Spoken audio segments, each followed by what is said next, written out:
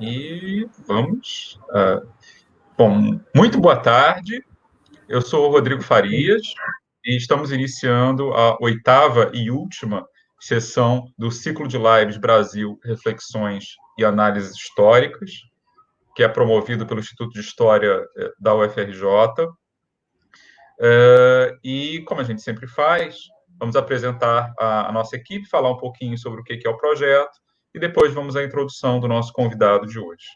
Então, eu vou começar apresentando a outra professora com quem eu estou dividindo a coordenação, a nossa querida Isabelle Mello. Olá, boa tarde a todos. Rodrigo já me apresentou, eu sou professora do Instituto de História, da área de História do Brasil. É um prazer participar desse projeto que nós finalizamos hoje e que foi um projeto muito produtivo. Foram tardes de muito aprendizado aqui e de divertimento também, porque aprender também é se divertir. E esse projeto de extensão, ele tem a finalidade de estabelecer uma troca de saberes com a sociedade civil, mostrando para o público de fora da universidade um pouco daquilo que é produzido, pensado, pesquisado pelo nosso corpo docente. Por isso, nesse projeto, nós privilegiamos a participação dos nossos docentes do Instituto de História. O projeto também conta com a participação dos nossos estudantes, aqui representados pela Ana Clara e pela Júlia Ramos, que participaram ao longo desse projeto. Então, aproveito, já que é a último vídeo, né, a última live desse ciclo, para agradecer a participação das nossas extensionistas, que fizeram um trabalho incrível, agradecer a todos os docentes que participaram e que confiaram aqui no nosso trabalho, agradecer hoje especialmente ao Ricardo por ter aceito o nosso convite, e agora apresentar para vocês a Ana Clara.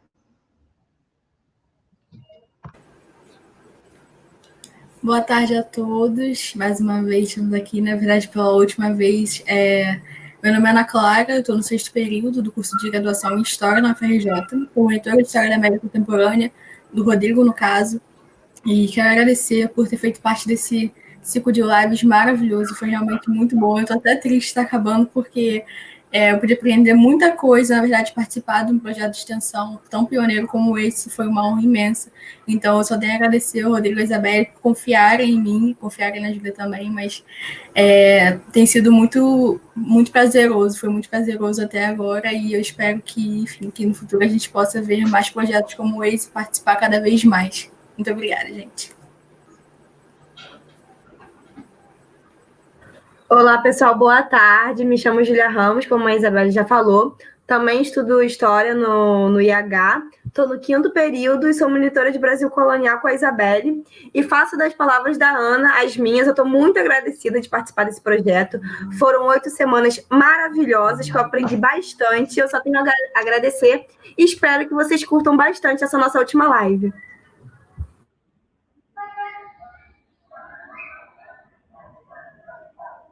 Bom, gente, então, já que é a nossa última live, pelo menos desse ciclo, né, que tomara que haja outros no futuro, mas hoje nós vamos falar de um tema que, na verdade, se complementa, né, complementa muito bem alguns dos anteriores, né, vamos falar de conspiracionismo e negacionismos no Brasil e no mundo, e para isso vamos chamar um expert nesse tema, que infelizmente está tão atual, não é apenas objeto de interesse acadêmico, mas na verdade virou parte do noticiário e do dia a dia, né? É o professor Ricardo Castro, nosso colega lá no Instituto de História. Olá, Ricardo. Ricardo, epa, vamos. Ricardo, o seu microfone. Pronto, apertou aqui. Caiu uma coisa no seu instantinho. Faz parte. Voltei. Bem, é um prazer estar aqui com todos vocês, né? É um prazer conhecer as novas alunas aqui do IH, algumas eu conheço, né? Obrigado, Rodrigo, pelo convite. Parabéns pela ideia, né, desse ciclo de lives aqui no nosso instituto, uma excelente ideia, uma excelente iniciativa. Parabéns também pela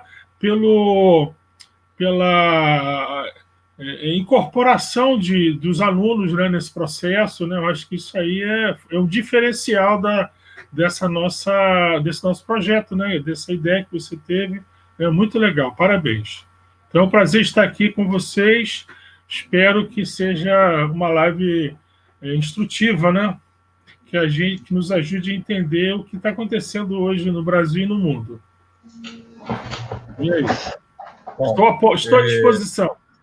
Ok. Bom, então eu vou começar com a primeira pergunta, né? Começando já pelo nosso título, né, Ricardo? Negacionismos e conspiracionismos, não é isso?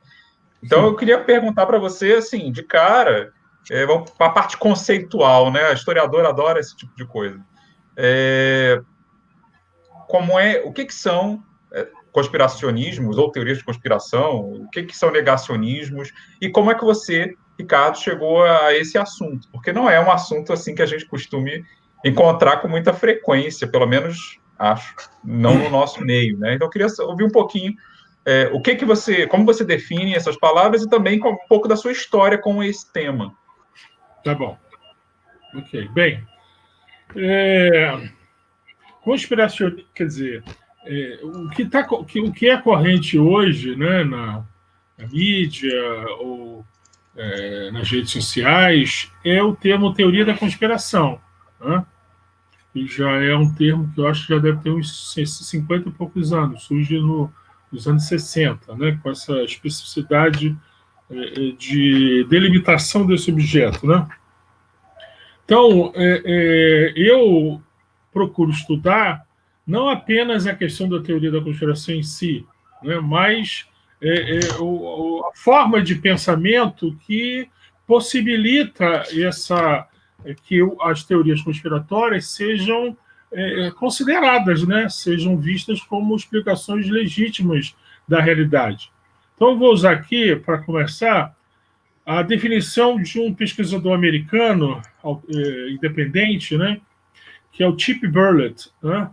É um americano. Quer dizer, o tema do conspiracionismo é um tema hoje muito explorado nos Estados Unidos, em diferentes áreas do conhecimento, história, antropologia, filosofia, né? E ele é uma dessas pessoas que se preocupa em pensar a relação entre teorias conspiratórias, o caldo de cultura que permite a sua existência, a política e a questão da política, que essa é a questão central da minha leitura sobre teoria da conspiração. Então, ele coloca o seguinte, sobre conspiracionismo, que seria a forma de ver as relações de poder no mundo que não se baseia em fatos ou lógicas verificáveis, né? Quer dizer, a teoria da conspiração é uma explicação sobre o fato, um evento, um processo histórico que é baseado numa conspiração, quer dizer, cujo centro explicativo é uma conspiração. Então, antes da gente pensar esse problema, tem que pensar o seguinte: as conspirações existem, né? Elas fazem parte da vida em sociedade, fazem parte da política, né? Mas as teorias da conspiração, né, elas não são formas legítimas de explicar a realidade por si só, né? E aí, no texto que eu escrevi para o Café História sobre teoria da conspiração, que saiu recentemente, fiz um certo resumo sobre teoria da conspiração e conspiracionismo. Eu vou ler aqui rapidamente. Poderíamos dizer que a teoria da conspiração é uma explicação sobre eventos sociais, especialmente políticos, baseada na crença de que, por trás de todos os atos humanos, há ação dissimulada e maligna de indivíduos e grupos que lutam para dominar o mundo. Essas teorias baseiam-se na crença religiosa de que a realidade é dominada por uma luta eterna entre o bem e o mal. Apesar de frequentemente ser formatado em uma narrativa aparentemente racional e até científica, esse tipo de teoria, entre aspas, não está sustentado em pesquisa baseada na coleta e análise crítica de todas as informações e explicações disponíveis, da formulação de hipóteses e, finalmente, da proposição de uma teoria. Ao contrário, ela usa e abusa de diferentes falácias lógicas, isto é, argumentos falsos, mas com aparência de verdadeiros, né? Então, as teorias da conspiração, elas hoje são quer dizer, hoje já há um certo tempo, né, elas são uma forma corrente, né? Quer dizer, com o advento da internet, né, desde o 11 de setembro, né, que os Estados Unidos, e essas teorias, essa forma específica de explicar a realidade política e social, ela se tornou hoje parte do senso comum, né? Se antes ela tinha um caráter mais marginal, periférico, hoje ela tem uma centralidade assim assustadoramente presente na política, né? Infelizmente, né?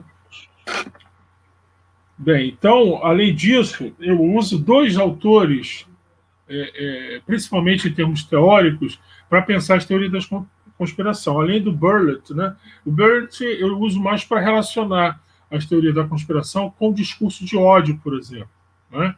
E com a destruição do espaço democrático, né? Ele tem, inclusive, um texto que chama Tóxico para a Democracia, né?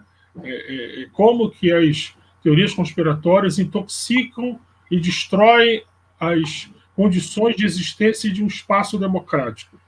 Mas no caso assim, mais direto das teorias da história, né, e da sociologia das teorias da conspiração, eu uso muito o Michael Barkun, que é um americano, um cientista político, e o Pierre-André Taguieff.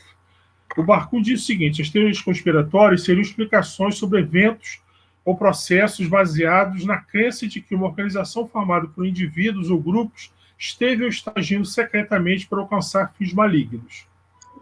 E o Taguieff, né, ele diz que essas teorias conspiratórias são baseadas na visão de um mundo dominado pela crença de que todos os eventos do mundo humanos são desejados, realizados como projetos e que, como tais, haverão intenções ocultas porque malignas, né?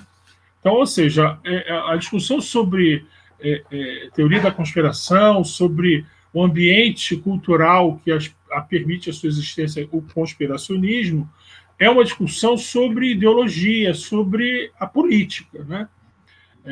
Que eu acho fundamental para a gente entender a modernidade. Quer dizer, as teorias conspiratórias, elas não são um fenômeno recente, né? Elas têm pelo menos a idade da época contemporânea. Elas surgem durante a Revolução Francesa. Mas isso a gente deixa para a segunda parte aí. Acho que deu para responder. E a questão do negacionismo seria uma contaminação da explicação histórica, né, de uma visão que está muito ligado a uma teoria conspiratória, né? Uma visão que tende a não se basear, né, em fatos, no conhecimento sistemático, né, da história, né? Ela tende a negar as ferramentas fundamentais da pesquisa do conhecimento histórico. É o que muitos chamam de pseudo-história, né? Ou seja, são formas espúrias de conhecimento historiográfico. Por exemplo, um exemplo disso é o negacionismo do Holocausto, que tende a explicar, né, o Holocausto como uma conspiração judaica para incriminar, desqualificar a Alemanha, né? Então, ela está muito ligada. Quer dizer, eu cheguei, inclusive, ao estudo das teorias conspiratórias a partir do estudo que eu fazia sobre o Holocausto. Está bom, né? Essa primeira pergunta acho que está contemplada. Oi. Muito obrigada, professor. Oi. Você pode dizer para a gente como nascem, como começam as teorias da conspiração? É possível mapear isso? Alguém simplesmente inventa e espalha para o público ou elas podem nascer de boa fé? Bem, as teorias da conspiração, com a internet, as teorias da conspiração surgem, né, como um discurso sobre a política. Surgem durante a Revolução Francesa, quando dois intelectuais, um francês e um escocês, escrevem textos que denunciam a existência de uma conspiração, né, por trás da Revolução Francesa, né? Então, as teorias conspiratórias seguem essa lógica. São explicações sobre eventos políticos tendo como foco a existência de uma organização, de um grupo oculto, maligno, secreto, né? Frequentemente articulado em torno de uma sociedade secreta, né? Que trabalha e milita para manipular aquele processo histórico. Então, no século XIX, quando, quer dizer, as teorias conspiratórias surgem nos últimos 4, 5 anos, os clássicos, né, fundadores dessa cultura política conspiracionista. São o John Robinson e o Barruel, né, o francês. Surge nessa virada do 18 para o 19. No século XIX e metade do século XX, as teorias conspiratórias, quer dizer, metade não, quase todo o século XX, elas têm como fundamento principal, como ferramenta principal de disseminação, textos escritos. Né? Com o advento do cinema, né, da mídia, né, moderna, do rádio, das revistas, etc., essas teorias vão migrar para outras ferramentas de difusão. Né? A Guerra Fria, por exemplo, foi um importante período de disseminação de um discurso conspiratório para explicar, por exemplo, a política no Terceiro Mundo, a política anti-imperialista ou uma política de libertação colonial. Né? Tudo se explicava, né, em torno da ideia de que os comunistas estavam trabalhando para dominar o mundo. Né? Era um discurso eminentemente anticomunista. Então, as teorias conspiratórias têm como origem explicações, né, de intelectuais assim, de segunda categoria, que escrevem textos, né, de viés conspiratórios no século XIX. Né? Muitos deles são antirrevolucionários, né? Nutrem um ódio profundo às conquistas da Revolução Francesa, da modernidade. Né? No século XX, esse tipo de discurso vai ser apropriado, né, por grupos dominantes, né, por organizações, pela propaganda, por exemplo, anticomunista produzida pelos Estados Unidos, né, que difunde o mito da conspiração comunista que queria dominar o mundo. Chega, inclusive, até, por exemplo, a indústria cultural, né, direcionada aos jovens, a lógica dos super-heróis que lutavam contra os vilões que queriam dominar o mundo usando sua organização secreta, oculta, que se espraiava para todo o planeta. Agora, com o finalzinho do século XIX, do século XX, o início do século XXI, surge uma ferramenta que vai mudar isso e vai tornar essa difusão e produção de teorias conspiratórias um patamar jamais visto, né, na história, que é a internet. Né? E mais do que isso, com o advento da internet 2.0, no início do século XXI, que é a internet interativa, né, a internet das redes sociais, a internet dos blogs, dos fotologs, dos blogs, né, em que o próprio internauta pode produzir conteúdo, né, isso vai ter você vai ter uma ferramenta ainda mais poderosa, quer dizer, muito mais poderosa de disseminação de ideias conspiratórias. Agora, então, com as redes sociais, né, com as diferentes redes sociais, essas teorias conspiratórias, elas vão ter serão cada vez mais presentes na vida das pessoas, porque elas vão se tornar cada vez mais populares com a disseminação dessas ideias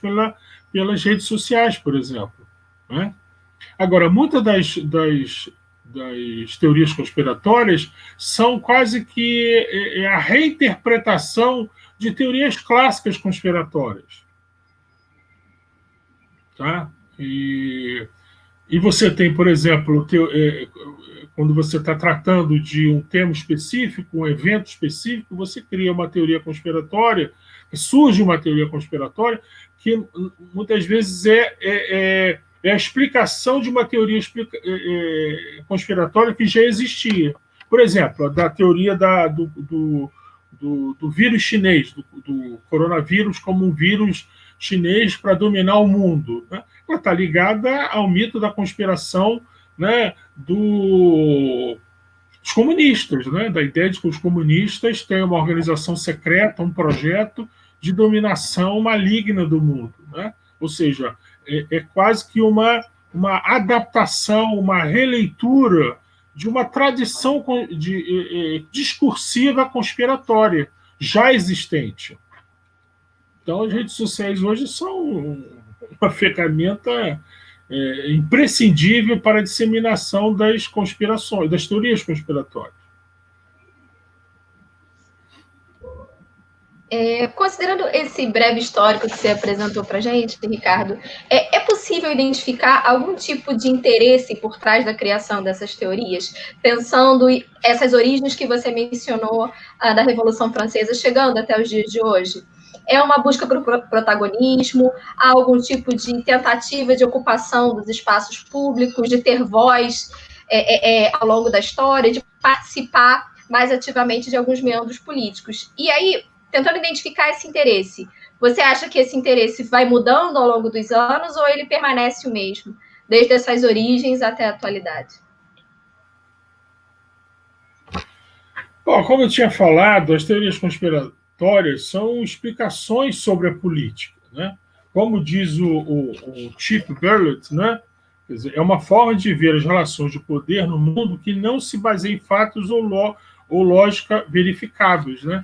Além dela ter esse perfil, né, descolado, né, de uma certa explicação racional, né, lógica, sistemática, concreta da realidade, ela também está ligada a interesses de manipulação, de controle, de dominação.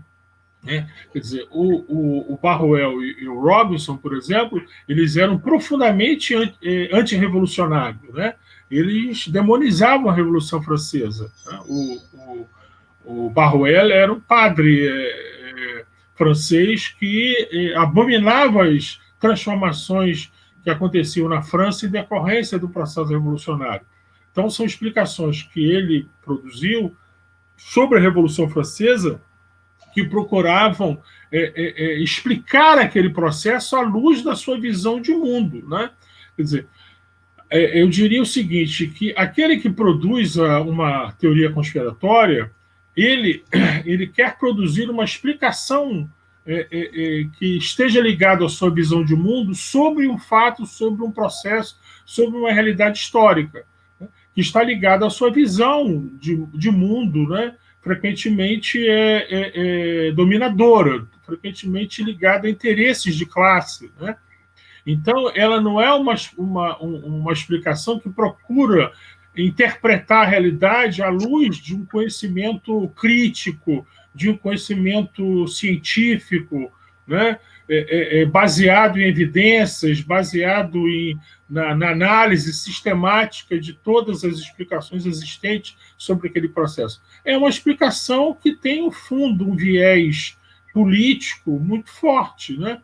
Ela quer dar sentido ao mundo, mas sentido ao mundo a partir dos seus interesses, da sua lógica, da sua forma de encarar as próprias relações sociais, que frequentemente têm um viés conservador, né?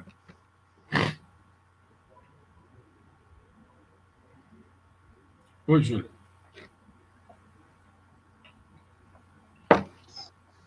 Não estou ouvindo. Alô? A Júlia está desligado o microfone. Desculpa, esqueci de ligar.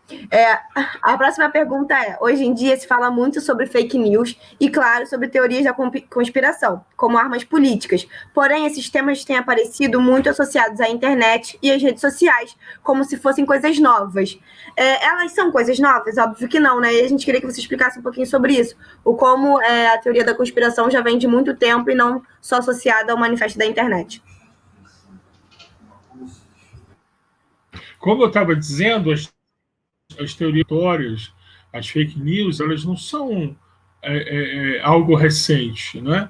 No texto mesmo que eu escrevi para o Café História sobre o assunto, né, eu cito um texto do Darton em que ele mostra a existência centenária das fake news, né?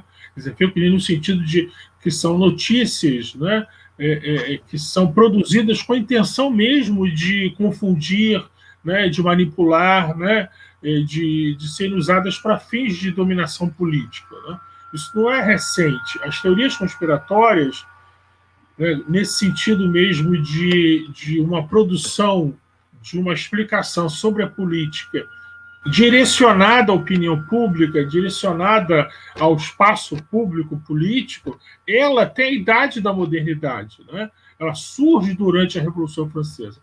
Quer dizer, a gente poderia dizer que no período anterior, na Idade Média, né, no período da Idade Moderna, existiam elementos, né, que são próximos à ideia de uma teoria conspiratória, né? Perseguição, por exemplo, às bruxas, às mulheres, né, taxadas de bruxas, né? A própria Inquisição, etc., né? Mas as teorias conspiratórias da modernidade têm um caráter próprio, específico, que elas estão ligadas à existência de um espaço público, né, de uma opinião pública, da existência de meios de comunicação de massa, né? Quer dizer, no final do século XIX começa a surgir, no XVIII começa a surgir os primeiros jornais, e começa a se produzir uma grande massa de textos voltadas para a opinião pública, né? Então, essa ideia, esses fundamentos, eles permanecem até hoje. Só que, como já falei, com o advento dessa ferramenta extraordinária que é a internet, e mais do que isso, né, com o surgimento de um novo tipo de internet, que é a internet 2.0, essa internet interativa, né? Quer dizer, vocês que são mais jovens, né, do que eu, já pegaram isso já funcionando, as redes sociais.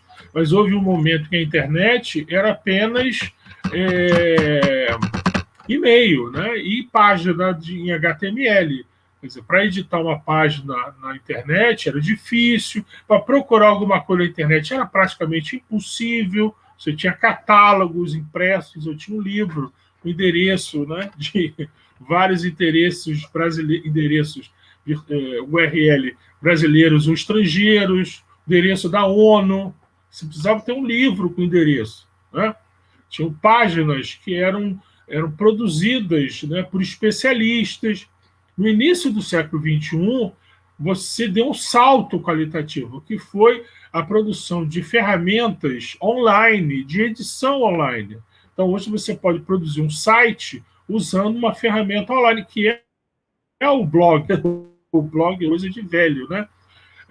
Mas quando ele surgiu no início do século XXI, ele permitia que as pessoas editassem uma página de maneira muito fácil e simples, qualquer um poderia editar, né? Surgiram blogs de vídeos, blogs de fotos, até que surgiram as redes sociais, né? O Facebook, o Twitter, né? Redes sociais de produção de conhecimento coletivo, por exemplo, a Wikipedia, né?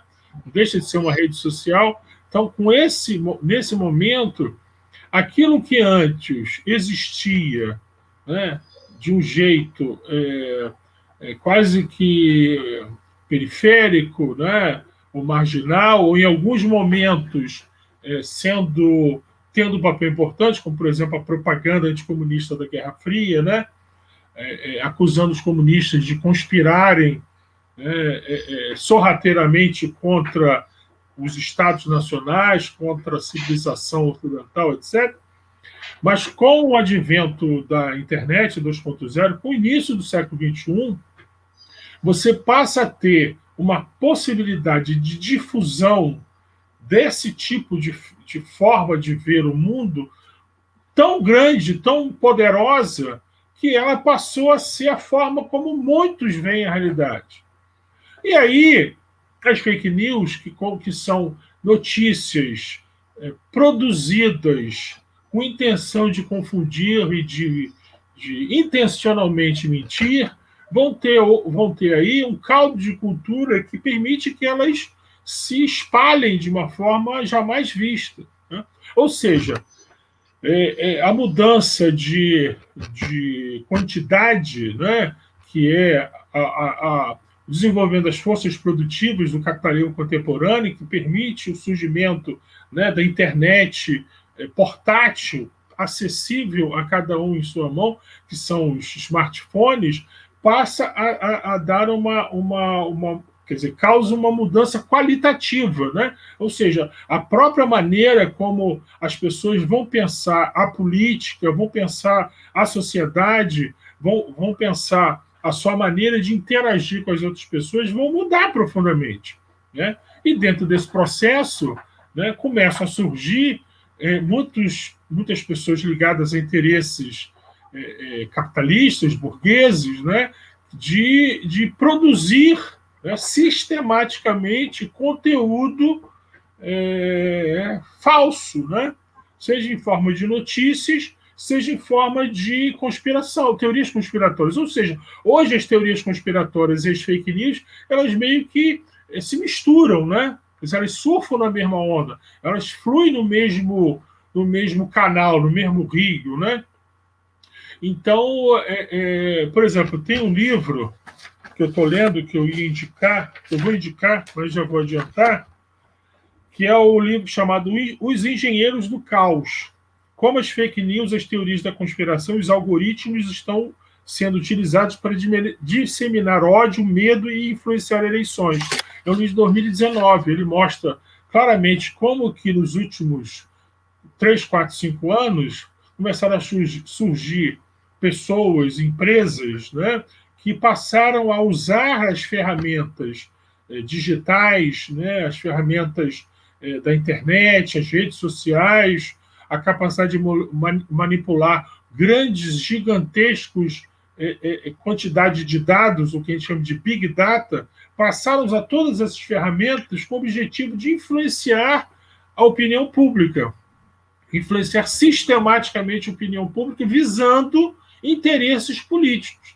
Por exemplo, vocês já devem ter ouvido falar o escândalo da Cambridge Analytica, que teve um papel fundamental no Brexit, né? Quer dizer, e que, pelo visto, teve também um papel muito importante na eleição do Trump, né? Quer dizer, não a Cambridge, mas essa ideia, essas ferramentas, algumas outras empresas tiveram papel na própria eleição do Messias aqui no Brasil, né? Ou seja, hoje a opinião pública, o espaço público, hoje são, de certa maneira, mediados pela internet. Quer dizer, mais do que pela internet, pelas redes sociais. Né? E um dos conteúdos assim, principais hoje desse tipo de discurso, né? Um discurso confusionista, um discurso anti-intelectual, antidemocrático, né? São as teorias conspiratórias, são as fake news, né? E etc. Né? Então, a situação hoje é difícil. Né? Então, eu recomendo então, a leitura do Giuliano da Empoli, né? O texto dele, Os Engenheiros do Caos, um livro muito interessante.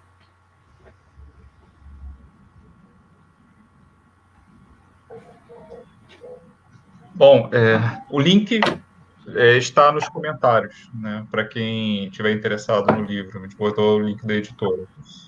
Ricardo, eu queria pegar um gancho do que você falou, e acho que talvez você já tenha meio que respondido ao longo. Né? Você falou primeiro, na pergunta anterior, sobre como muitas das teorias de conspiração têm um viés mais conservador. E eu comecei a pensar, a puxar mentalmente aqui um monte de teorias de conspiração dessas que estão mais em voga, e Pizzagate, em 2016, né, da rede de pedofilia envolvendo figurões do Partido Democrata nos fundos de uma pizzaria, né, uma história que circulou durante a eleição presidencial americana de 2016. Tem o nosso querido Foro de São Paulo aqui no Brasil, tem a Orsal depois, que era uma piada de uma acadêmica que, pelo visto, alguém levou muito a sério, e o muito prismático candidato à presidência levou para a televisão em 2018. Enfim, e todas as que eu consegui lembrar, assim, de mais imediato, né, daquelas que realmente têm cara clássica de teoria de conspiração, de fato, eram mais associadas a redes ligadas à direita mais radical, na verdade. Né? Então, assim, eu queria te pedir que elaborasse um pouquinho isso. Quer dizer, por que as teorias de conspiração teriam esse viés mais conservador? A esquerda tem imunidade, tem anticorpos quanto a isso? Como é que isso se relaciona, essa questão das teorias de conspiração, ou negacionismo, se for o caso, porque às vezes são tão próximos, né? E essa questão do espectro ideológico? Ou é uma questão simplesmente de ter bala na agulha, né? Ter capital para bancar? Hoje em dia é fácil pensar que você tem que ter um certo dinheiro para fazer prosperar uma rede de fake news, eu entendo isso. Mas clássica, isso é uma situação talvez mais recente, eu não sei. Você pode falar um pouquinho sobre isso? Como é que os conspiracionismos se relacionam com o espectro ideológico? Por que se vêem tantas mais à direita do espectro do que à esquerda? Ou isso talvez seja uma questão mais de conjuntura? Não sei. Bem, boa pergunta, Rodrigo. É o seguinte, eu diria que as teorias da conspiração, mais do que as teorias em si, essa maneira de... É isso que eu acho que é importante a gente separar. Uma coisa é uma teoria da conspiração. Outra coisa é o conspiracionismo. Quer dizer, o conspiracionismo é a base que sustenta a existência das teorias da conspiração. Uma teoria que levanta a possibilidade de uma conspiração, né, por trás de um evento, ela não necessariamente pode ser pensada como uma teoria conspiratória. Tem até um filósofo australiano, Dendit, né, que ele defendeu a tese de doutorado dele, que defendendo que a gente tenha uma certa... não descarte de antemão nenhuma teoria da conspiração, porque podem ter teorias da conspiração que efetivamente são possibilidades, quer dizer, são possibilidades, levantam hipóteses sobre um processo, um evento, etc. Vou falar aqui do assassinato do Kennedy. Né? Existem teorias que falam da existência de uma conspiração, né, no assassinato do Kennedy. Né? Agora, existem diversos tipos de teorias, desde aquela que segue esse padrão da lógica conspiracionista, achar que existe uma organização maligna por trás do assassinato, né? Que aquilo quase que é uma necessidade, um determinismo histórico, aquela visão classicamente maligna sobre de viés conspiratório, né? Que não está de modo algum receptiva a discussões sobre os fundamentos da sua teoria, até aquelas que são baseadas em hipóteses. Né? Por exemplo, a hipótese que Kennedy teria sido assassinado por grupos com interesses políticos na sua morte, né? Ela tem uma certa proximidade com as teorias conspiratórias clássicas, mas ela pode estar ligada a uma lógica de levantar hipóteses sobre o fenômeno. Agora, ai, meu Deus, eu me perdi. Rodrigo, dá a luz aqui. Qual era a pergunta mesmo? Eu vou falar da teoria do Kennedy. Sobre a questão do espectro ideológico tá. E a tendência às teorias. Ok. Então, a direita ela tem um ambiente muito mais suscetível de reconhecer, fazer parte desse senso comum conspiracionista. Né? ela historicamente produziu as mais importantes teorias conspiratórias antirrevolucionárias do final do século XVIII, do século XIX, grande parte do século XX, né? Por exemplo, a teoria da conspiração judaico-comunista, né? A teoria da conspiração maçônica, etc., né? Mas eu diria o seguinte, as teorias da conspiração em si, elas não têm um espectro ideológico definido, né? Elas ficam mais, eu diria que elas são mais facilmente, têm mais receptividade dentro do ambiente da direita, que muitas vezes não está preocupado com rigor científico, não está preocupado com uma certa precisão teórica e, frequentemente, historicamente, melhor dizendo, usa as teorias como uma ferramenta política de ataque aos grupos progressistas. O anticomunismo, a gente tem que lembrar o seguinte, o anticomunismo no século XX, o antibolchevismo na primeira metade do século XX, ele não era uma ideologia única e exclusivamente direcionada, uma ideologia de acusação, de demonização, né, de transformar os bolcheviques, os comunistas, em bodes expiatórios. Ela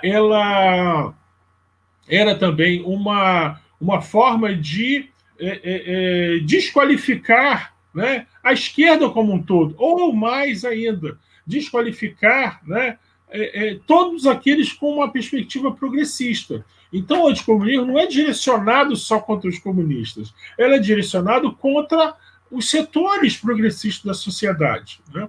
Então, ela tem um papel importante na cultura política das direitas na modernidade.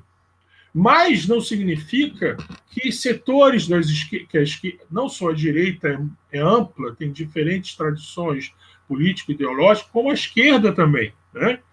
Então, setores da esquerda menos preocupados com teoria revolucionária, distantes da tradição marxista, por exemplo, né? Elas podem ter uma certa receptividade às teorias da conspiração, mas isso não faz parte da sua percepção política de maneira tão central quanto fazem parte da cultura política da direita, né?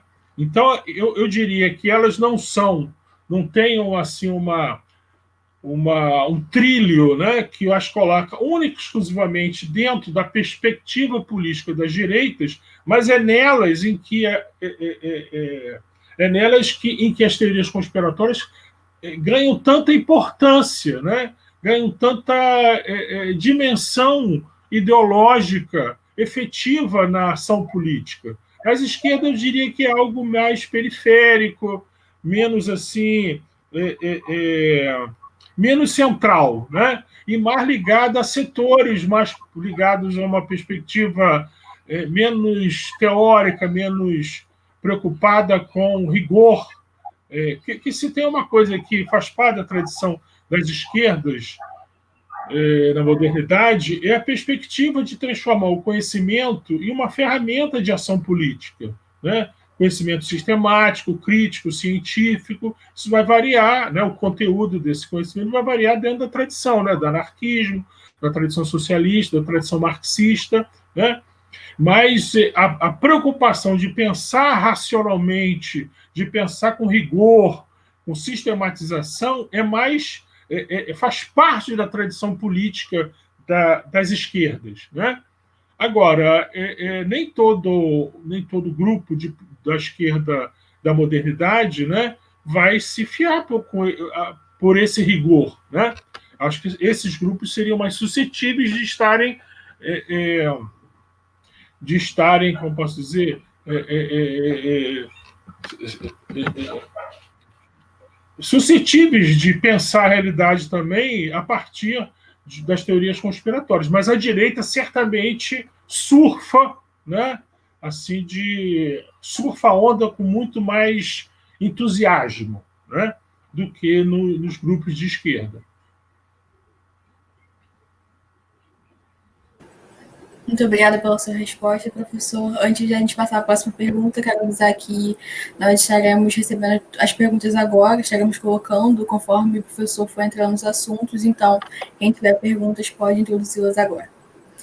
Ok. Bem, mudando o foco para a educação agora, professor, eu queria saber como o senhor acha que a academia deve lidar com um público cada vez mais vulnerável a essas teorias conspiratórias? Existe alguma coisa que as universidades possam fazer ou esse é um papel que cabe ao jornalista?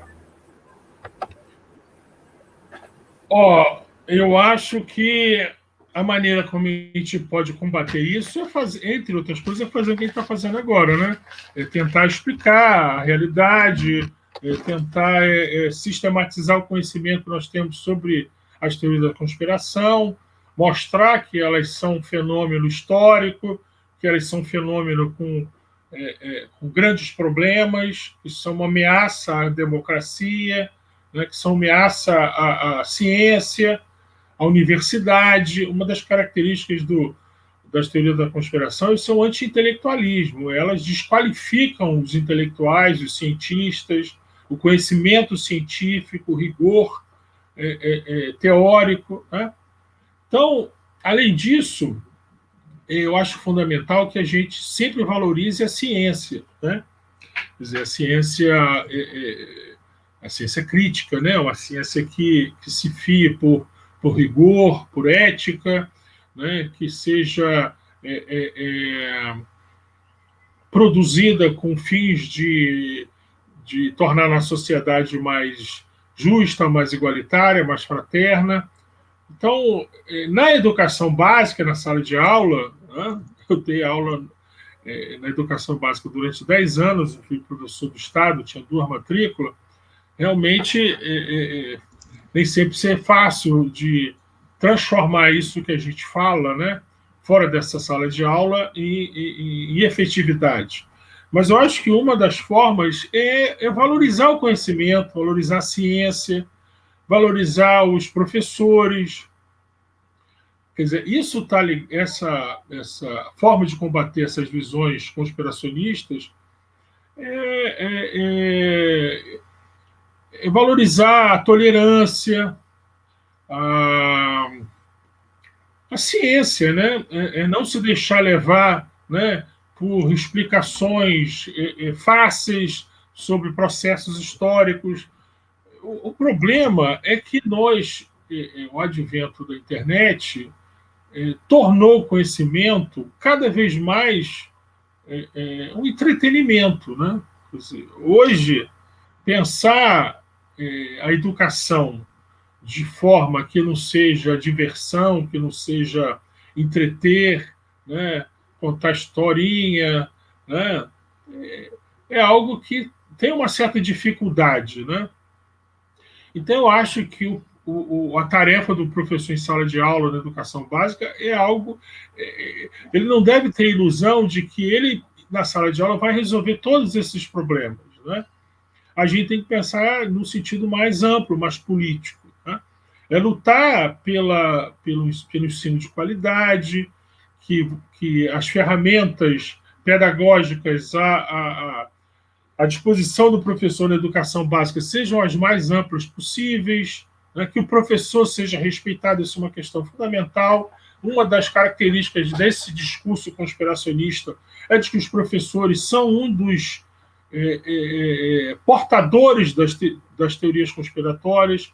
Esse é a conspiração do marxismo cultural. O marxismo cultural considera que os professores, né, estão a serviço de um projeto de destruição da civilização ocidental, da religião cristã, né, da família.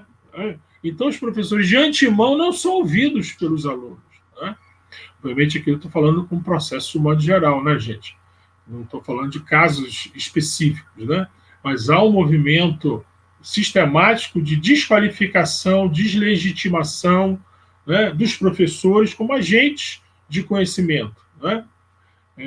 Além da desqualificação de condições de trabalho, né, de condições salariais, né? Estou falando aqui no sentido mais ideológico mesmo, um sistemático ataque aos professores, né, em sua autonomia, em sua legitimidade de lecionar suas matérias, né? Então, o professor já entra em sala de aula visto como um inimigo por muitos alunos, né?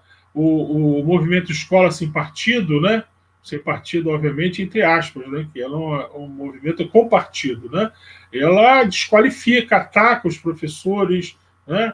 Não os considera portadores legítimos de um conhecimento específico, né? Ela considera que eles estão a serviço de uma conspiração contra os seus interesses de classe, contra a sociedade capitalista, a sociedade burguesa, a sociedade em que nós vivemos, né? Então, é muito difícil, né, um professor que já entra com essa resistência de muitos alunos, né? Quer dizer, não é dos alunos em si, mas uma resistência social de setores conservadores da nossa sociedade, que ele entra e começa a discutir teorias conspiratórias. Quer dizer, ele vai ser acusado de ser parte daquela conspiração, né? Se você está dizendo que essa conspiração não existe, é que você é um defensor dessa teoria, quer dizer, dessa conspiração, melhor dizendo. Então, Jonathan, é difícil, né? Acho que Jonathan foi meu aluno, foi sim. É difícil, né?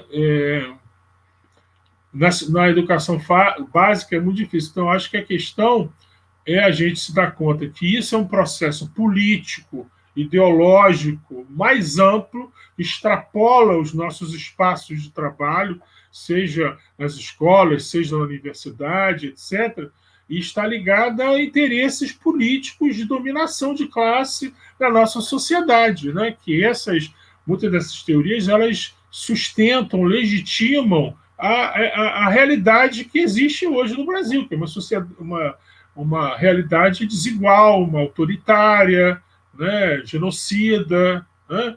Então, os professores, os historiadores, eles são uma ameaça, claro, né, à manutenção dessa ordem, porque eles carregam uma discussão crítica, né? Eles vão lá e colocam o dedo na ferida, né, de questões importantes da nossa sociedade. Então, os professores, portanto, são mal vistos por essa elite, por esses interesses ideológicos, econômicos, políticos que existem na sociedade, né? Então, é muito difícil, né?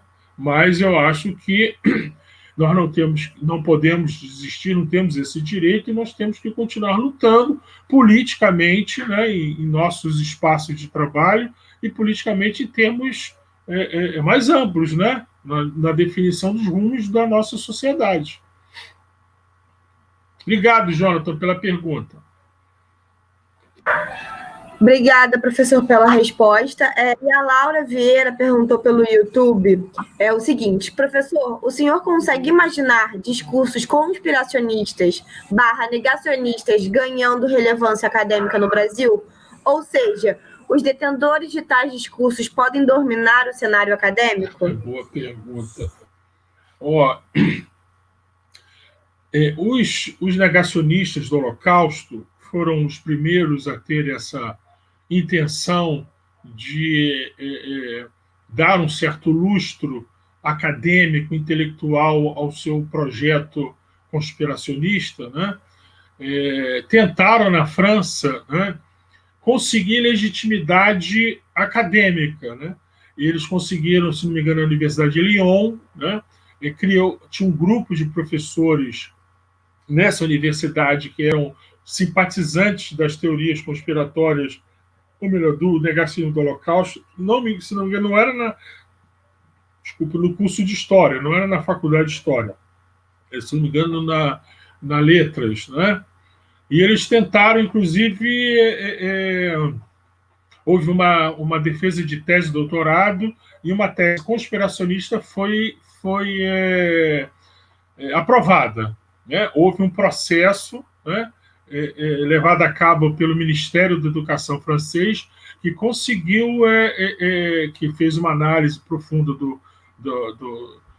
dessa tese, da forma como ela foi aprovada, e barrou esse processo, desqualificou a tese, etc., né?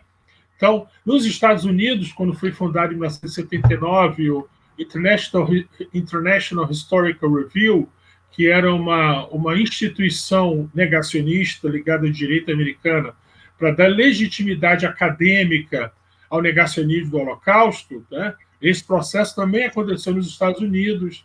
Eles tentaram passar, quer dizer, no final do século XX, né, tentaram em várias vezes em conseguir que palestras negacionistas fossem vinculadas no espaço universitário, mas houve uma resistência muito grande. Então, essa preocupação é legítima porque ela existe, né? Os negacionistas, né, estou falando aqui no caso do negacionismo do Holocausto, eles sempre tentam, na medida do possível, dar um verniz historiográfico ao seu projeto conspiracionista. Inclusive, eles se autodenominam revisionistas, né? Eles consideram que eles são os verdadeiros historiadores a tratar do Holocausto, né? E nós, historiadores, somos os antirrevisionistas. Teve um rapaz, inclusive, que defendeu a sua monografia em Direito na USP, uns 10 anos atrás, né? Que é a segunda parte da monografia, que lá na USP em Direito chama Tese de Laurea, é um ataque aos historiadores do Holocausto, né? E ele faz, então, um TCC, né, negacionista, né? Quer dizer, é um TCC sobre a legitimidade, quer dizer, ele discute a legitimidade jurídica da criminalização do Holocausto. É um tema viável, não há nenhum problema no tema da monografia dele. O problema é que, na segunda parte do trabalho dele, ele faz um texto profundamente negacionista, né? Então, esse problema existe. Esse problema dos negacionistas, dos conspiracionistas tentarem tomar de assalto, né, a legitimidade científica, historiográfica, é um problema sério. Inclusive, aqui no Brasil, está mais ligado ao tema da ditadura militar, né? Autores que procuram, quer dizer, há uma perspectiva, especialmente na grande mídia, né, que teve uma participação efetiva na ditadura, apoiando-a em momentos cruciais e rejeitando-a em outros momentos, né, de tentar fazer uma certa negação, né, do caráter mais brutal da ditadura, a negação também das suas condições históricas, econômicas, né? E hoje, muitas vezes, tentam fazer uma memória da sua participação na ditadura, mostrando-se como democratas radicais, né? Temos aqui o caso de jornais, grandes jornais brasileiros que tentam essa iniciativa. Mas, no caso da historiografia, também tem historiadores, né, que, quer dizer, infelizmente, um número muito reduzido, né, que algumas universidades, se não me engano, nenhuma universidade brasileira, que se estabeleceram e passaram a ter um papel legitimado por essa presença acadêmica. Então, é algo que hoje nós temos que nos preocupar, especialmente porque hoje nós temos o movimento... Ai, meu Deus, é aquele pessoal que tem um canal no YouTube, produz... Qual o nome? Não estou lembrando, mas é um pessoal ligado, né, a grande... Me salva aí, o Rodrigo. Brasil Paralelo, isso aí. O pessoal do Brasil Paralelo, eles têm muita grana, eles têm grandes recursos audiovisuais, recursos os mais variados, e tentam produzir uma visão alternativa da história do Brasil. Aí levam vários intelectuais, né?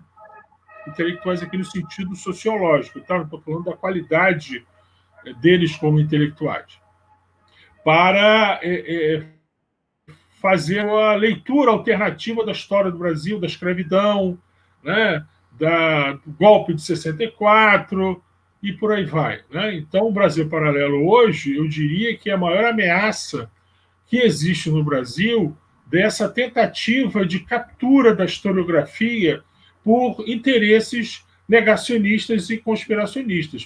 Quer dizer, eles são negacionistas porque eles negam vários elementos fundamentais da historiografia brasileira. Eles não dialogam com a historiografia. Você pega o livro deles sobre 64, eu baixei, tentei ler, não consegui, sinceramente.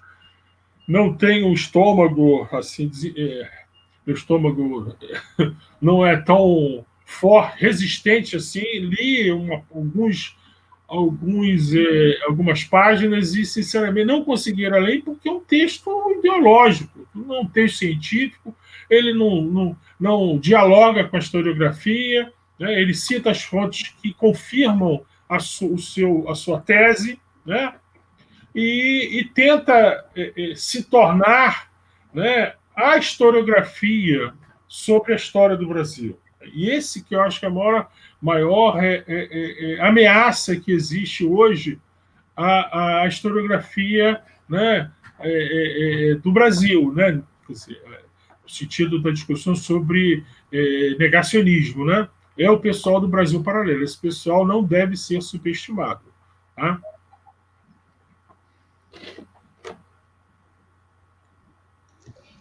Muito obrigada pela resposta, Ricardo. Considerando um pouco essa questão do que você falou, eu queria ouvir um pouco a sua opinião sobre a judicialização. Qual é o limite? Tem limite à liberdade de expressão? Em que momento a gente deve entender que a pessoa precisa ser responsabilizada pelaquilo que ela diz, pelaquilo que ela escreve, pelaquilo que ela nega? Considerando que, muitas vezes, alguns temas são sensíveis a determinados grupos sociais. Bem, em relação à judicialização, quer dizer, na Europa há uma discussão muito forte em relação à judicialização da questão do negacionismo do Holocausto, né? Eu vou falar como historiador, né? Eu acho que a principal forma de lidar com esse pessoal é tratá-los como objeto de pesquisa, né? Eles não cair na armadilha de dialogar com eles como iguais, né?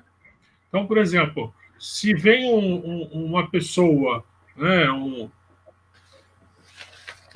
sei lá, que vai falar, vai a NASA, né, tentar, quer dizer, nenhum terraplanista vai à NASA discutir, né, que a Terra é plana, né? Eles ficam no seu mundinho, né, atirando pedra na NASA, que a NASA quer dizer, é mais do que a NASA, é o governo americano, o governo federal americano, ou o governo oculto, né, dos Estados Unidos, que está por trás da ocultação da realidade, né, efetiva, né, da nossa Terra, né? Eles acreditam que a Terra é plana, né? Então, esse pessoal não deve ser, quer dizer, no caso, eu estou dando o exemplo dos terraplanistas, eles não participam de discussões com astrofísicos, com geólogos, sobre a natureza da Terra, né? Então, a criminalização é uma questão ligada à justiça, né? Eu acho que a gente não deve cair nessa armadilha, porque ela, infelizmente, transforma essas pessoas em vítimas, né? Tem um negacionista do Holocausto famoso, ele é canadense, de origem alemã, é o Ernest Zuntel, né? Ele ficou preso vários anos, não sei se ainda está preso na Alemanha, né, acusado de negacionismo do Holocausto, né? Os historiadores não têm que embarcar nessa onda de judicializar essa questão, porque também pode haver o contrário, o Estado querer definir o que os historiadores podem ou não pesquisar ou escrever, né? Então, acho que os historiadores, no nosso caso, na questão do negacionismo, do conspiracionismo, nós temos que, primeiro, conhecer esse fenômeno, não minimizá-lo, considerá-lo menos importante, considerar essas pessoas malucas, né? Simplesmente pessoas desqualificadas, porque, infelizmente, hoje, isso tem cada vez mais audiência, né?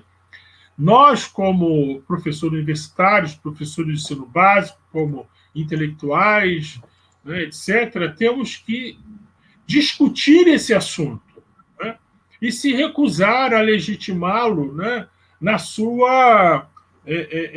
quer dizer, que no Brasil não tem programa nem que o historiador é chamado para debater, né, mas em outros países isso existe, né? Então, tem historiadores na França que se recusam sempre a discutir com o negacionista do Holocausto, porque não tem o que você discutir com ele.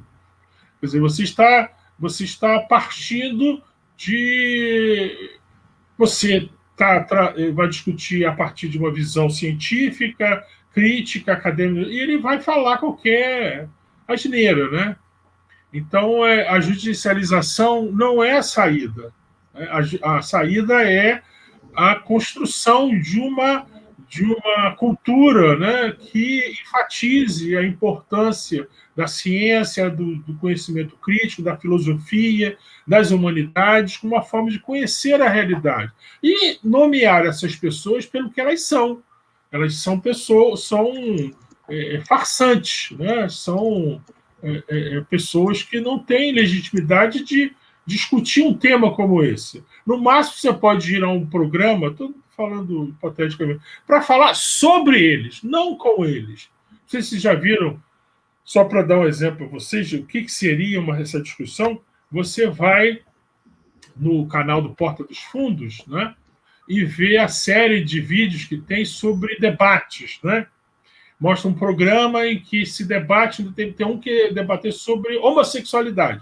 Então, de um lado, uma cientista com doutorado em Harvard, não sei o quê, e o outro, o youtuber, não sei o quê. O cara só fala fararneira, né? O mediador, né, trata-os da mesma, quer dizer, da mesma forma, né? Caça a palavra da pesquisadora, e o público se diverte e acha que quem está certo é o YouTube, né?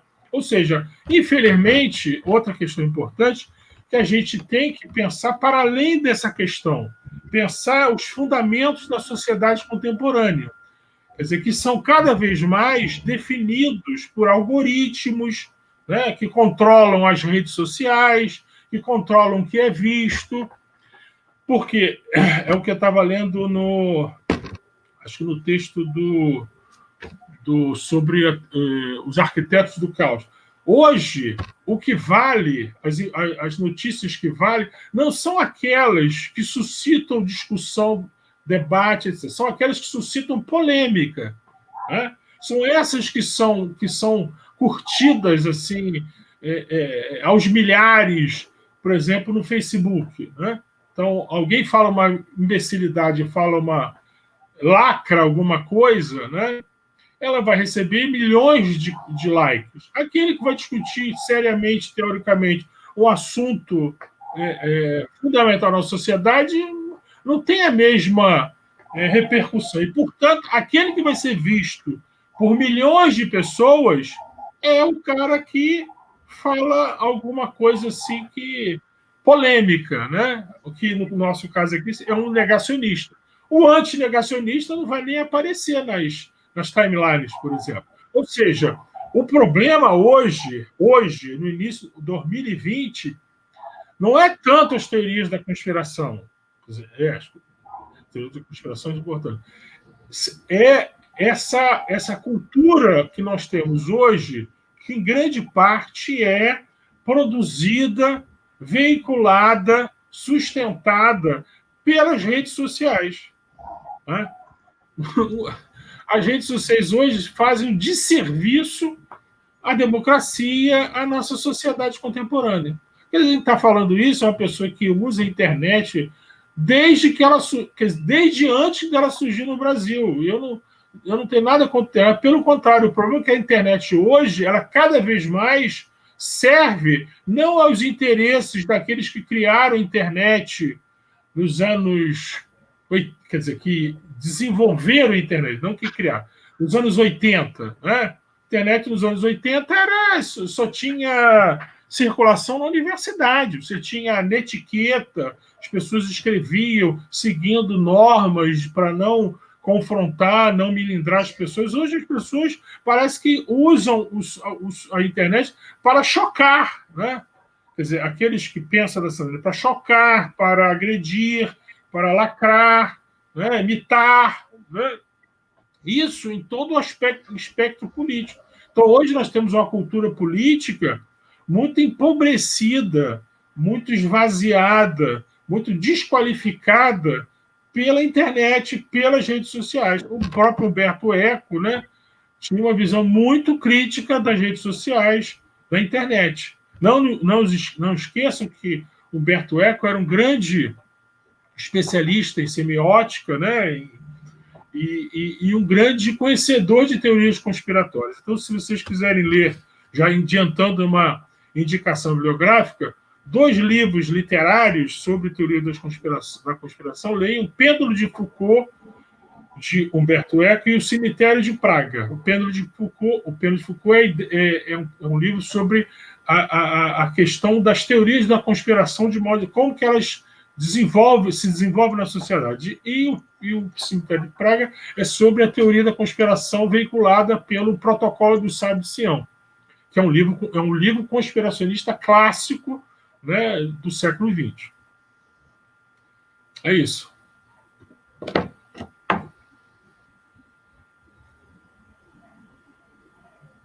Oi, Rodrigo. Bom, Ricardo, nossa, o tempo está voando de falar desses assuntos interessantes. Então, assim, eu queria só uma questão bem rápida para você, que você meio que já falou. É o seguinte, muitas das teorias de conspiração que têm aparecido nos últimos tempos, né, tem aquela das mais recentes, né, marxismo cultural e coisas desse tipo, parte delas tem muito a ver com costumes, né?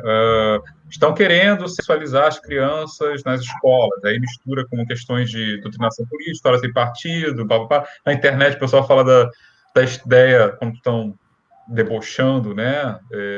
A conspiração gaysista e coisas desse gênero, né? E às vezes eu fico pensando, bom, muito disso, embora eu vi isso, eu descobri isso, na verdade, nos anos 2000, ainda no tempo do Orkut, né? Tinha a famosa comunidade que muita gente passou por lá. Olavo de Carvalho nos odeia, por exemplo, que é um clássico, em parte porque ele nos agraciou com a sua presença um dia xingando todo mundo, isso em 2004, 2005, por aí. E já se brincava com isso, porque era uma maneira de debochar de uma coisa que realmente circulava nos meios mais ligados a ele, em particular naquele momento. Mas, assim, muito do que tem sido muito usado no Brasil tem a ver com questões de sexualidade e, às vezes, também, parece, é uma impressão, circula muito em meios religiosos, né? Então, assim, será que teorias de conspiracionismo eles tendem a agraçar mais em épocas de crise econômica, ou talvez eles tenham alguma correlação com uma cultura mais religiosa, ou não, isso é uma questão puramente circunstancial, não é exatamente uma regra universal. O que você acha disso? O que você já viu isso em algum lugar na literatura, alguém que faça essa correlação? Bem, o Barkun, Michael Barkun, né, ele tem um livro chamado A Cultura da Conspiração, que infelizmente ainda não foi traduzido, além de vários outros, em que ele trata de uma maneira assim, muito sistemática da relação entre essa cultura conspiracionista e a direita de viés religioso americano, né? Ele tem texto que ele diz que a cultura milenarista, né? Essa perspectiva do milenarismo cristão, né? Muito arraigada em setores das igrejas americanas, né? Que tem uma atuação política muito importante. Não sei se vocês já viram, tem um vídeo, não, tem uma série no Netflix que se chama A Família. ou The Family, eu não lembro se está traduzido, né? É uma série que mostra a existência de uma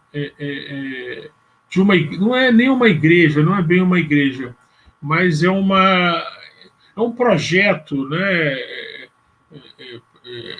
de grupos religiosos americanos de se aproximar de grandes líderes americanos e mundiais, né, para desenvolver a sua visão de mundo, para influir politicamente, né? Então, esses setores, quer dizer, muito da cultura política americana de viés conspiracionista tem como um dos seus principais veículos de disseminação, de difusão de teorias conspiratórias, a cultura política dessa direita de viés religioso, que, infelizmente, nos últimos anos, vem chegando muito forte no Brasil. E depois, por exemplo, de atuar sistematicamente na África, né? Tem um filme, um documentário chamado I Love Uganda. Eu assisti uma vez no Netflix, não sei se ainda está, mas tem, acho que no YouTube. Mostra como que essas igrejas passaram a atuar em Uganda, entre outros países africanos, né? E conseguiram passar quer dizer, não é apenas um projeto de difusão das suas ideias religiosas, mas mais do que essa difusão de ideias religiosas na África, a difusão de uma visão de mundo, né? Não apenas religiosa, mas principalmente política, né? Então, depois, o filme mostra como que em Uganda, depois da disseminação dessas igrejas, né, da ação dessas igrejas em Uganda, os homossexuais começaram a ser perseguidos, né? Perseguidos assim brutalmente, né? Assassinados, né? E como passou a ser crime punível com prisão em Uganda, né? Graças à ação política, né? Quer dizer, principalmente política dessas igrejas, né? Então, a cultura conspiracionista, ela não significa que ela seja uma cultura política que se conecta única e exclusivamente com essa visão religiosa sistemática, quer dizer, com as religiões. Quer dizer, uma das bases que eu considero importante dessa cultura, dessa visão de mundo conspiracionista, é uma visão religiosa da realidade, né? Aquela visão mística, né? Muito forte no século XIX, que permanece muito ainda hoje em correntes religiosas, né? Que tende a negar a legitimidade da ciência, né? Ela, de certa maneira, abre caminho, né? Facilita a recepção, a aceitação dessa visão política, né? De viés conspiracionista. Então, sim, nos Estados Unidos e cada vez mais hoje no Brasil, a presença de uma visão religiosa que tende a competir, né, com uma perspectiva laica de pensar a política é algo que facilita, né, a disseminação de discursos conspiracionistas, né? De discursos como se aquele que não fizesse parte da minha tradição, da minha cultura política, necessariamente é um inimigo, né? Quer dizer, é uma cultura política que no final das contas, desenvolve a intolerância religiosa, por exemplo, né?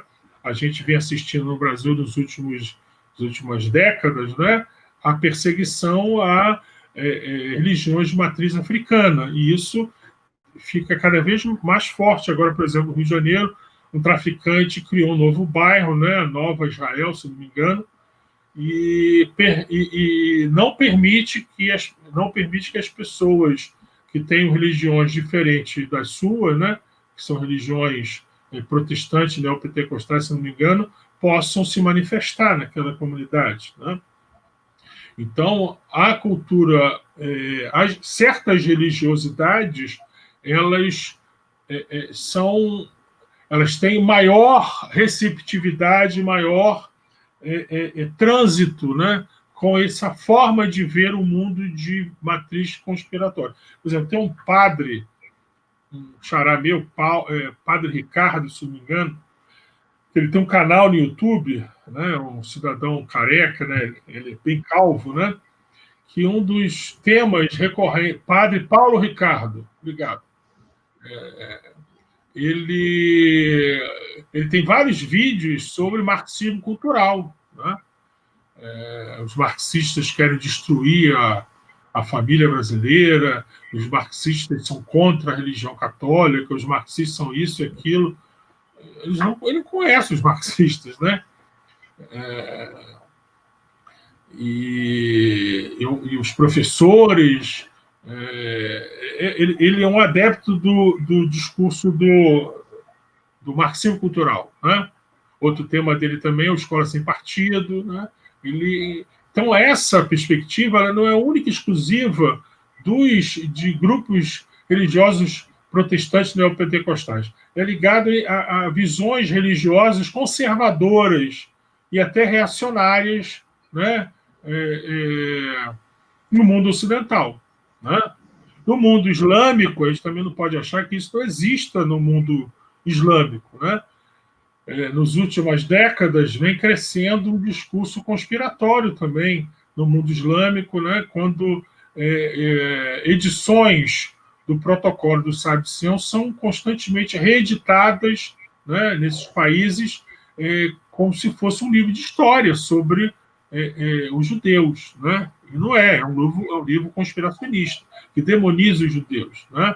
Inclusive, o Ahmadinejad, o ex-presidente do Irã, há alguns anos, patrocinou, organizou um congresso, né,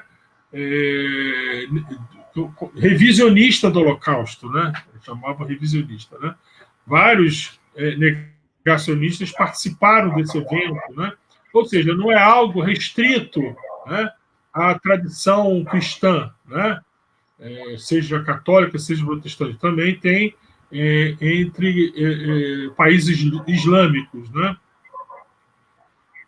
Quer dizer, não significa que todos os países islâmicos têm isso, mas existe em alguns desses países.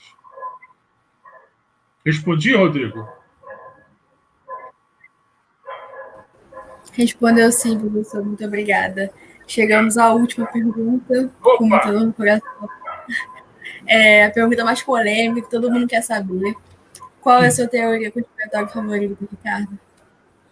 Favorita, eu não sei se o termo seria favorita, né? Porque eu tenho uma relação muito complicada com as teorias conspiratórias, porque é um exercício de tentar compreender algo que você não gosta, né? Que são visões manipuladoras, né? Visões de mundo muitas vezes assim grotescas, né? Então, gostar de teoria da conspiração não é exatamente o termo, mas eu diria que a teoria da conspiração acho que é assim, mais importante, né, na história das teorias da conspiração é a teoria da conspiração judaico-maçônico-comunista, né? Que o protocolo, para quem não sabe, no início do século XX começou a ser publicado um livro apócrifo chamado Protocolo dos Sábios de Sião, um dos vários títulos que esse texto teve, né? Aqui no Brasil, e ele é conhecido como Protocolo dos Sábios de Sião. É um livro que fala de uma conspiração judaica para dominar o mundo, né? É um livro, para um historiador, chega a ser engraçado, né?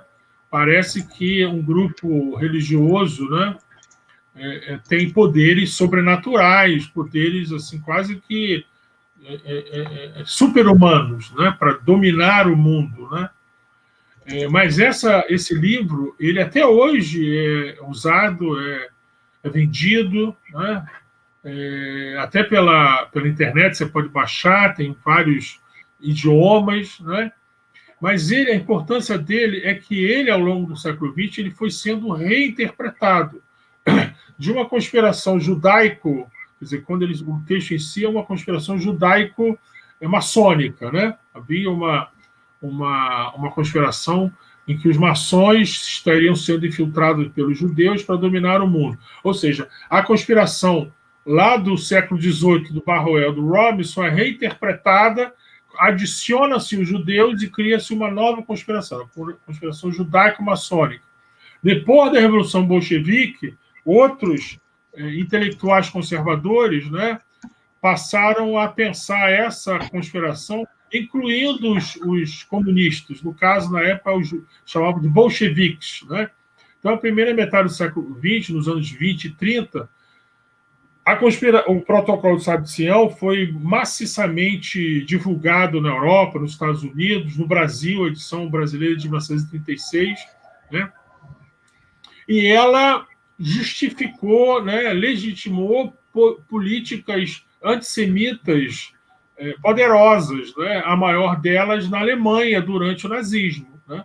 Tem um autor chamado Jeffrey Herf, que considera que a teoria da conspiração judaica, né, comunista, né, maçônica, ela vai justificar, né, a propaganda antissemita produzida pelo Estado alemão ao longo dos anos 30 e, em última instância, vai justificar, normalizar, né, o próprio Holocausto. Né? Então, essa teoria conspiratória, que hoje é retrabalhada, né, por exemplo, com a teoria da nova ordem mundial, que você já deve ter ouvido falar, né, de que os banqueiros, o sistema financeiro internacional domina o mundo, né? Quer dizer, ela é uma reinterpretação do protocolo, porque os judeus aí são aqueles, quer dizer, os banqueiros seriam representados pelos judeus, né?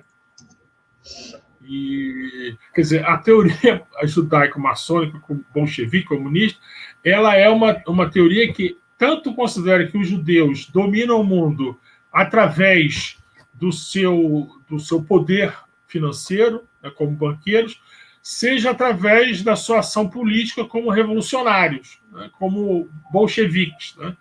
Por incrível que pareça, né, é uma teoria que se adapta, né, e continua se adaptando até hoje. Né? Tem um livro, posso ler aqui o texto do... Tem um livro que atualiza a ideia de conspiração aqui para o Brasil, publicado em 2017 aqui no Brasil, né? Esse livro aqui, ó, Política, Ideologia e Conspiração. Eu só estou mostrando para vocês verem. Não é para comprar esse livro, não, tá? Ele diz o seguinte, falando dos comunistas, né? Ó, o comunismo não é um movimento das massas oprimidas, mas um movimento criado, manipulado e usado por bilionários famintos de poder para passar a controlar o mundo. Primeiro implantando governos socialistas nos vários países e depois consolidando-os por meio de uma grande fusão em um superestado mundial socialista, provavelmente sob os auspícios das Nações Unidas. Então, esse discurso hoje de que o fascismo é de esquerda, de que o fascismo, quer dizer, a esquerda, o socialismo dominou o Brasil nos últimos 100 anos, está ligado a essa visão conspiratória da realidade, né? Em grande parte, né, presente nesse texto, o protocolo, sabe? Ou seja, são reinterpretações dessa conspiração, né, judaico-maçônico. É isso.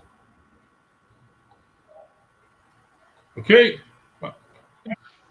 Obrigado, Ricardo. E só uma curiosidade, pelo visto você gosta dos clássicos, né? Protocolos do Sábio de Sião, maçons e tal.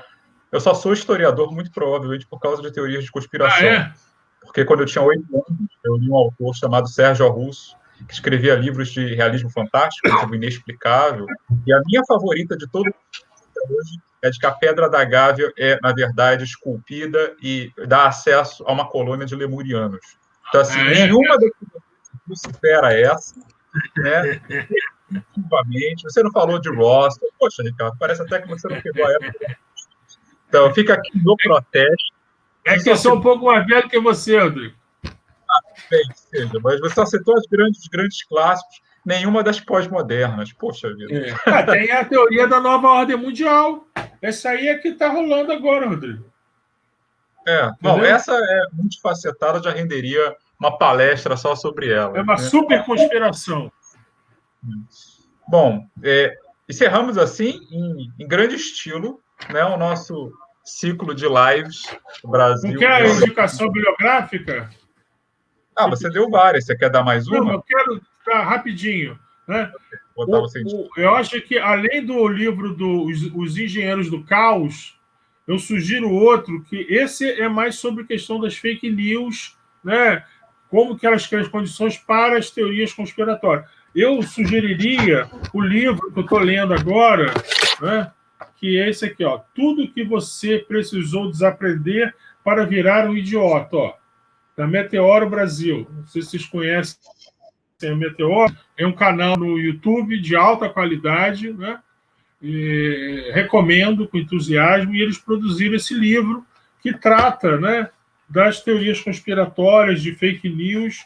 Eu estou lendo, estou num terço do livro, e eu acho que é uma boa introdução, embora eu não concorde com a abordagem dele, quer dizer, ele usa apenas o autor, ele só usa o Barkun, né? Mas eu acho que é uma boa introdução a essa discussão sobre teoria conspiratória, porque, infelizmente, a bibliografia sobre teoria da conspiração, sobre conspiracionismo, é quase toda língua estrangeira, né? Tirando... E o clássico aqui no Brasil, do Raul Girardet, Mitos e Mitologias Políticas, né? Publicado nos anos 80 pela Companhia das Letras. Esse é mais fácil de achar, né? Mas o problema é que muitos acham que o Raul Girardet é o único autor que trata de teorias conspiratórias, né? Ele é um entre centenas, né? Eu diria que existe hoje, nos Estados Unidos e na França, uma vasta produção sobre teorias conspiratórias, não só na área de história. Tem até muitos trabalhos sobre filosofia, tentando pensar quais são os fundamentos epistemológicos das teorias conspiratórias. Eles discutem muito a questão das falácias lógicas, que são argumentos falsos, inválidos, né, intencionalmente ou não, né? Então, são esses 3 livros, né? O livro da Meteoro, o livro do Girardet e o livro do Di Paoli, né? Que eu recomendo. Mas, concluindo aqui, que eu acho uma coisa importante que a gente tem que lembrar sobre teoria da conspiração, sobre essas teorias da conspiração de viés conspiracionista mesmo, não é só essas maneiras de pensar inicialmente um assunto, né? Que um dos elementos fundamentais em termos epistemológicos sobre elas é que elas não seguem o rigor científico, né? Vou dar o caso aqui, só para concluir rapidamente. O caso da negacionismo do Holocausto. Eles não pegam toda a produção historiográfica sobre o assunto, eles não dialogam com os historiadores. Eles dialogam apenas entre si. Eles partem de uma tese de que não existiu o Holocausto e eles buscam os autores, as fontes que confirmam sua tese. Um pesquisador, um historiador, não faz isso. Ele tem um problema, ele define uma hipótese, ele procura o arsenal teórico que ele vai trabalhar, as fontes e a bibliografia que está à disposição dele. E, no final, ele confirma ou não a sua hipótese e anuncia uma tese, né? Ou seja, o fundamento de um discurso conspiracionista ele é absolutamente calcado em falácias teóricas, falácias argumentativas, né, científicas, apesar de eles quererem ter um ar de cientificidade, né, como o David Irving, eles não são historiadores, né? Eles não são teóricos.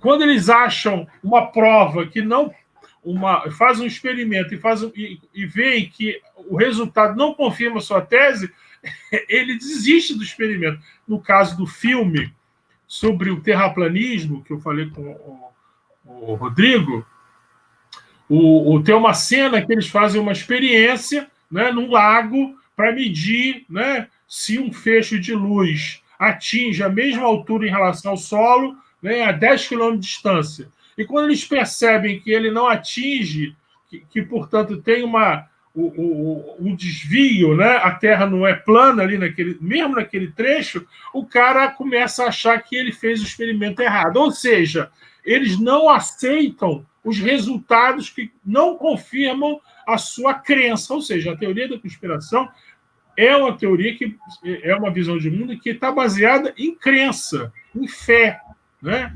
Em certezas. Os historiadores, os pesquisadores, eles não trabalham com certezas, com fé, eles trabalham com hipótese, com problemas, com pesquisa, ou seja, a gente tem que defender a ciência, a gente tem que defender a universidade, tem que defender o ensino público, defender o diálogo, a tolerância, não só tolerância religiosa, mas tolerância com os diferentes. A gente tem que dialogar. É isso, Rodrigo? Mais alguma coisa? Missão cumprida? Acho que depois de tudo isso é só correr atrás das referências. Quer mais alguma referência?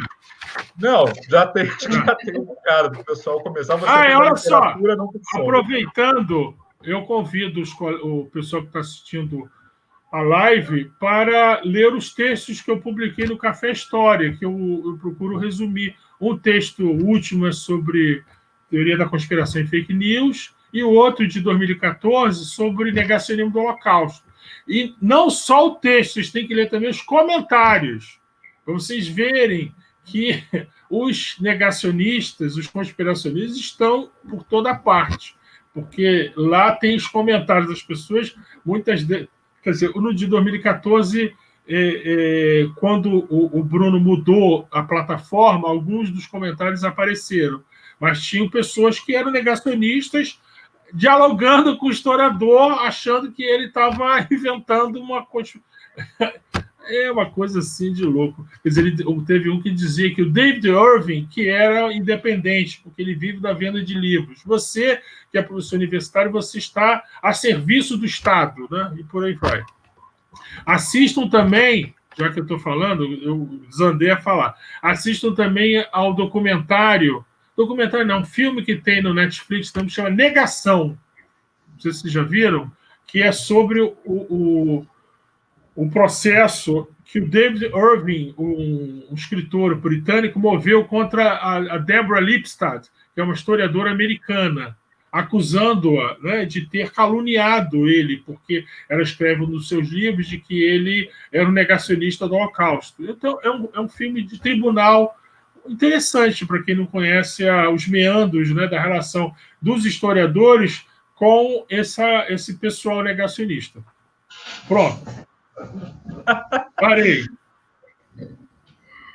Bom, gente, então, com todas essas referências, né, inclusive dos lemurianos que eu vou defender, né, enfim, vocês historiadores negam isso, os lemurianos estão lá dentro da Pedra da Gávea há milhares de anos, conectados com os ETs de Roswell, etc.